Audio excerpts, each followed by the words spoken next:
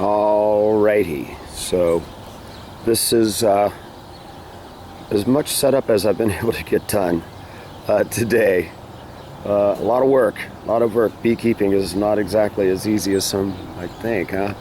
Well, anyway, in the far distance out there was where we originally had planned on putting this big bee log. There's already one down there from we did back around Mother's Day back in May, and it seems to have worked very well. So I've got this in a position where I guess it's just going to have to stay. This Beetree, this is just going to have to be where it is, and I'm going to deal with this in the springtime. I actually kind of have a plan at this point to where that topper is, the white plastic top. Put a hive body with some drawn comb, and maybe the bees will just go right on up like that. So they would like that. So and I'm pretty sure I can secure that, a hive body right there, to where I'll be able to put a little ladder up there and bring it down when the bees and the queen and everybody, or they swarm into it.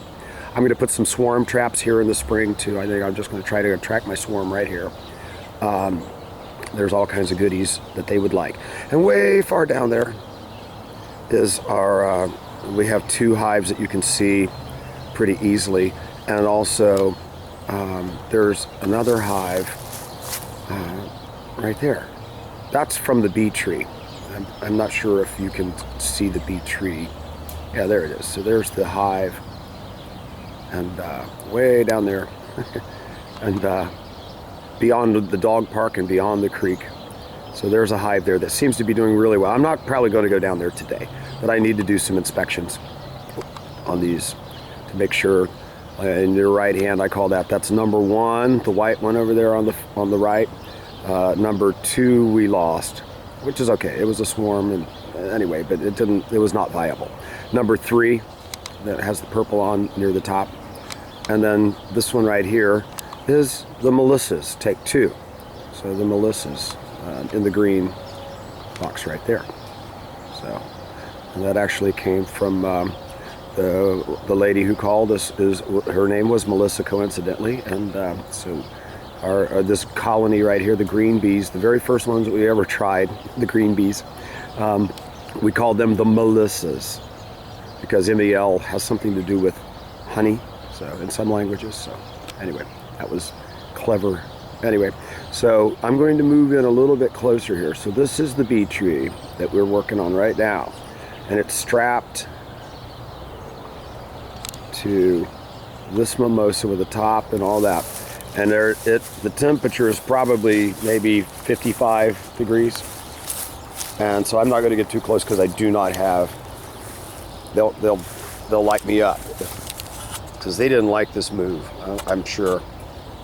But I don't think we lost many bees. The cold weather was actually helpful to keep them inside this tree. All I got to do is make sure I build this up a little bit so that the cold air doesn't get up into there. There's a lot of honeycomb at the base of this. Yeah, there's actual honeycomb down at the base. And they've been moving. They were probably at about this position when the tree got cut down. So they had started moving up already. But anyway, there's honeycomb down there. I need to fill in the base. And right there is a cut mark. They were cutting this into sections when they realized there were honeybees in it, and they stopped and they called us. And I got there the next morning, and it looks like we saved them, at least so far. If they didn't hit the queen while they were doing those cuts, I'm pretty sure they didn't. But anyway, down at the base, it's a pretty big tree, wild cherry, and it's every bit of 450 pounds. It's very, very heavy. And I have a nice little rock on top there to hold that down. And that's our Beetree adventure. This was a tough one. I don't advise anybody to try this. At least not without 6 able-bodied people. This is a big honking job. Now I can't believe how heavy. Fortunately, I'm in extremely good shape. I'm Superman, so I can lift that log, and while drinking a beer, I just drag it and put it on my shoulder and take. It's only like 400 or 500 pounds. Anyway, so this is this is fall in our orchard, and the dog park, the chicken coop, and so we're setting up for winter now. These are the raised beds, which produce very, very, very nice amount of the salad bar right there. I still probably could pull stuff. I just pulled some fennel the other day. We really should be having right now, I didn't get it on, I had too many projects, but broccoli, and we should be having like broccoli and all that growing right now. Spinach, probably. These are garlic. This whole bed right here is dedicated to a bunch of really nice organic type garlic, and that's going to be for, I need to cover it with some straw. We've already had snow, nice little, and a big drop in temperature last week. So, but that's garlic, and that'll come up in the springtime, we hope. I don't know what that's going to be, but that's more of the raised beds. Next year we'll mix that up. There was a lot of nasturtiums will probably grow in here because that was there before, and we love it.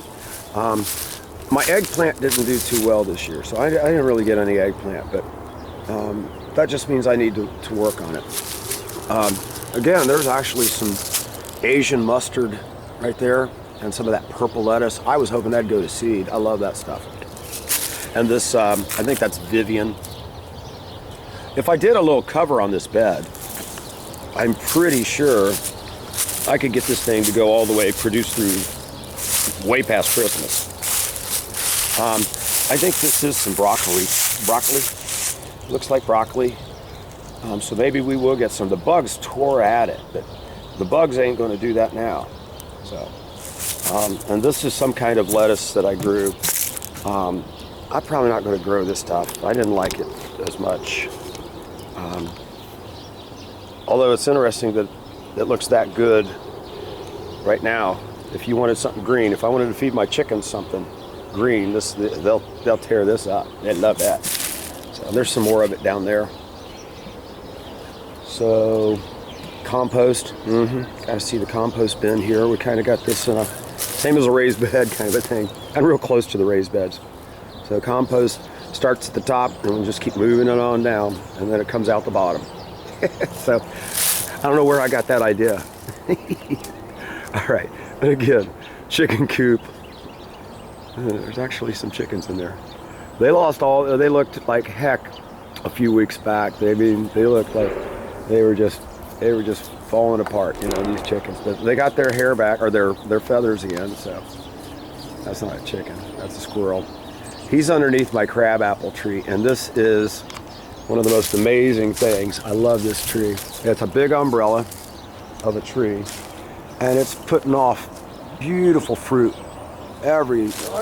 not every year, but almost every year. There's this abundance of these crab apples.